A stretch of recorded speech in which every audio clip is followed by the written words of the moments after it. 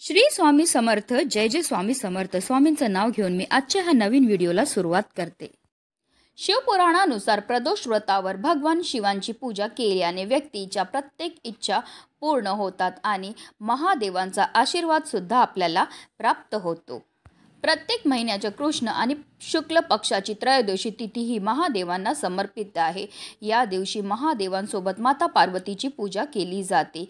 या दिवशी व्रत केल्याने भक्तांच्या प्रत्येक इच्छा पूर्ण तर होतात, पण जीवनातील सर्व संकटांपासून सुद्धा मुक्तता मिळते.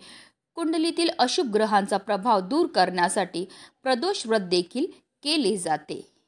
पंचांगानुसार माघ महिन्याच्या शुक्ल पक्षातील त्रयोदशी तिथी 9 फेब्रुवारी रोजी संध्याकाळी 7:25 सुरू होईल, तर दुसऱ्या दिवशी 10 फेब्रुवारी रोजी संध्याकाळी 7 वाजता समाप्त होईल. उदय तिथीनुसार माघ महिन्यातील शेवटचा प्रदोष व्रत हा 10 फेब्रुवारी म्हणजेच सोमवारी पाळला जाणार आहे. सोमवारी येत असल्याने याला सोमप्रदोष व्रत असेही म्हटले जाते. ज्योतिषशास्त्रानुसार माघ महिन्याच्या शेवटच्या प्रदोष व्रताला त्रिपुष्कर योग, प्रीती आणि शिववास योगाचे दुर्मिळ संयोग तयार होत आहे. याशिवाय या दिवशी पुनर्वसू नक्षत्राची देखील शक्यता आहे. या योगांमध्ये महादेवांची पूजा केल्याने भक्तांना सर्व त्रासांपासून मुक्तता देखील मिळते. या दिवशी आपल्याला पूजा तर करायची, सेवा तर करायची, पण त्याचबरोबर काही प्रभावी उपाय सुद्धा करायचे आहेत.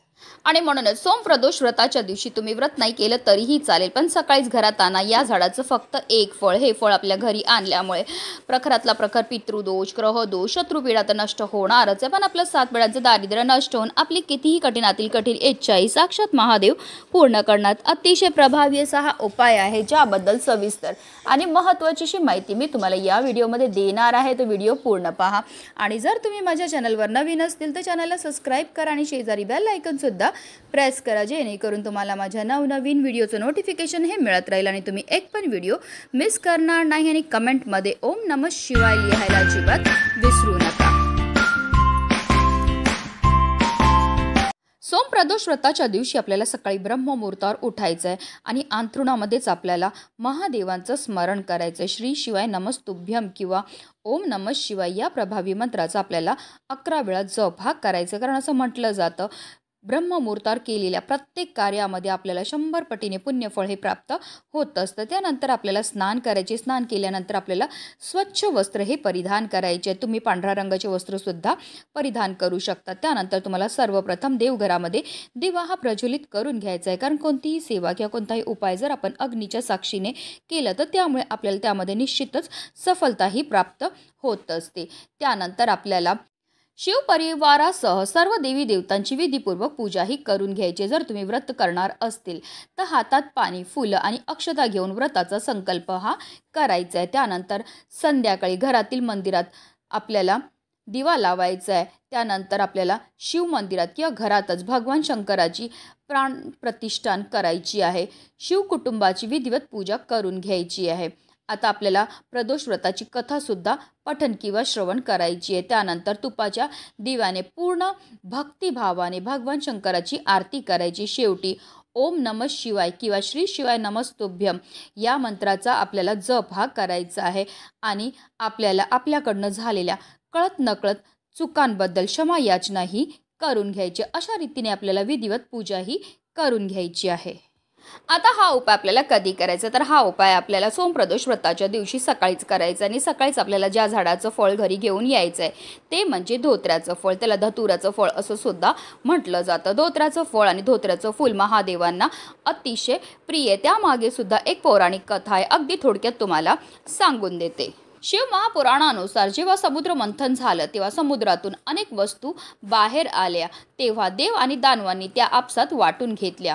पण समुद्र मंथनातून जेव्हा विषाचा प्याला बाहेर आला तो कोणीही घेण्यास तयार नव्हतं. त्यावेळी देव आणि दानव त्या विषाच्या प्याल्याला घेऊन भगवान शंकराकडे गेले आणि भगवान शंकराने समस्त विश्वाच्या कल्याणाकरता त्या विषाचं प्राशन केलं आणि आपल्या कंठामध्ये साठवलं. तेव्हापासून महादेवांना निळकंठ असं सुद्धा म्हटलं जातं. पण या विषाच्या प्रभावाने महादेवांच्या शरीराचा तापमान हा वाढू लागला, ज्यामुळे समस्त विश्वाचा तापमान सुद्धा वाढायला लागला आणि विषाचा प्रभाव कमी करण्याकरता शिवांच्या डोक्यावर भांग आणि धोत्रा अर्पण केला गेला। तेव्हापासून शिवलिंगावर भांग आणि धोत्र्याचं फळ अर्पण करण्याची प्रथा पडली। आता धोत्र्याचं फळ जे आहे ते तुम्हाला सहज तुमच्या अवतीभोवती भेटून जाईल किंवा जिथे फूल भंडार असतं तिथे सहज तुम्हाला धोत्र्याचं फळ आणि धोत्र्याचं फूल हे भेटून जाणार। तर आपल्याला एक धोत्र्याचं फळ आपल्या घरी घेऊन यायचं, त्याला घरी आणल्यानंतर स्वच्छ धुवून आणि पुसून घ्यायचं आहे। हा संपूर्ण उपाय आपण देवघरामध्ये बसूनच करणार आहेत, म्हणून सर्वप्रथम आपल्याला देवघरामध्ये दिवा हा प्रज्वलित करून घ्यायचा आहे। त्यानंतर एक तामण घ्यायचं आणि त्या तामणामध्ये आपल्याला या धोत्र्याच्या फळाला ठेवायचं आणि त्यावर आपल्याला 11 पळी पाणी हे अर्पण करायचं। प्रत्येक पळी पाणी अर्पण करताना आपल्याला श्री शिवाय नमस्तुभ्यम या प्रभावी मंत्राचा जप हा करायचा। अभिषेक करून झाल्यानंतर आपल्याला एक स्टीलची प्लेट घ्यायची, त्यामध्ये आपल्याला थोडीशी हळद टाकायची आणि त्या हळदीमध्ये ह्या धोत्र्याच्या फळाला आपल्याला व्यवस्थित बुडवून घ्यायचं आहे आणि त्याला पिवळं करून घ्यायचं। फक्त काळजी एवढी घ्यायची की धोत्र्याच्या फळाला काटे असतात, म्हणून आपल्याला कोणत्याही प्रकारची इजा होणार नाही ह्याची आपल्याला काळजीही घ्यायची आहे। आता ह्या धोत्र्याच्या फळाला संपूर्ण पिवळं करून घेतल्यानंतर आपल्याला काय करायचं आहे, देवघरामध्ये आसन घेऊन बसायचं आहे आणि हे धोत्र्याच्या फळाला आपल्या उजव्या हातामध्ये आपल्याला घ्यायचं आणि आपल्याला काही सेवा ह्या करायच्यात। आपल्याला 3 वेळा कालभैरव अष्टकमचं पठण करायचं आहे। कालभैरव अष्टकमची सेवा ही अतिशय उच्च कोटीची सेवा मानली जाते। ही सेवा केल्यामुळे आपल्या जीवनामध्ये असणारी जेवढी पण नकारात्मकता, इडापिडा, दोष ते दूर होण्यामध्ये मदत ही मिळत असते। त्यानंतर आपल्या मनातली इच्छा बोलून आपल्याला हे जे धोत्र्याचं फळ आहे ते आपल्या देवघरामध्ये असणाऱ्या महादेवांच्या शिवलिंगावर अर्पण करायचं आहे। आता तुमच्या इथे महादेवांचं शिवलिंग नसेल तर स्वामी महाराजांच्या समोर अर्पण केलं तरीही चालणार आहे। संपूर्ण दिवसभर हे धोत्र्याचं फळ जे आहे ते आपल्याला देवघरामध्येच ठेवायचं आणि संध्याकाळी म्हणजे प्रदोष काळामध्ये आपल्याला हे धोत्र्याचं फळ तिकडनं उचलायचं। आता प्रदोष काळ म्हणजे सूर्य मावळायची 45 मिनिटं अगोदरची आणि 45 मिनिटं नंतरची जी वेळ असते त्याला प्रदोष काळ असं म्हटलं जातं। म्हणजे संध्याकाळी तुम्ही 5 वाजल्यापासून 7 वाजेपर्यंत कधी हा उपाय जो आहे तो करू शकता। हा उपाय आपल्याला महादेवांच्या मंदिरामध्ये जाऊनच करायचा आहे, कारण प्रदोष काळामध्ये या भूतलावरील प्रत्येक शिवलिंगामध्ये साक्षात महादेव निवास करतात आणि जर हा उपाय आपण मंदिरामध्ये जाऊन केला तर आपल्याला केलेल्या उपायाचं त्वरित फळ हे प्राप्त होणार आहे। मंदिरामध्ये जाताना आपल्याला 1 लोटा जल घेऊन जायचं, त्यामध्ये आपल्याला थोडेसे काळे तेल टाकायचे, तसेच आपल्याला धोत्र्याचं फळ, धोत्र्याचं फूल, भस्म, पांढरी मिठाई, दिवा घेऊन महादेवांच्या मंदिरात जायचं। सर्वप्रथम मंदिरामध्ये गेल्यावर आपल्याला दिवा हा प्रज्वलित करून घ्यायचा आहे आणि त्यानंतर महादेवांच्या शिवलिंगावर आपण जे जल घेऊन गेलेले ते एक धारेने आपल्याला अर्पण करायचे। जल अर्पण करताना निरंतर आपल्याला श्री शिवाय नमस्तुभ्यम किंवा पुरुष असतील तर ओम नमः शिवाय आणि स्त्रिया असतील तर नमः शिवाय या मंत्राचा जप करत जल हे अर्पण करून घ्यायचं आहे।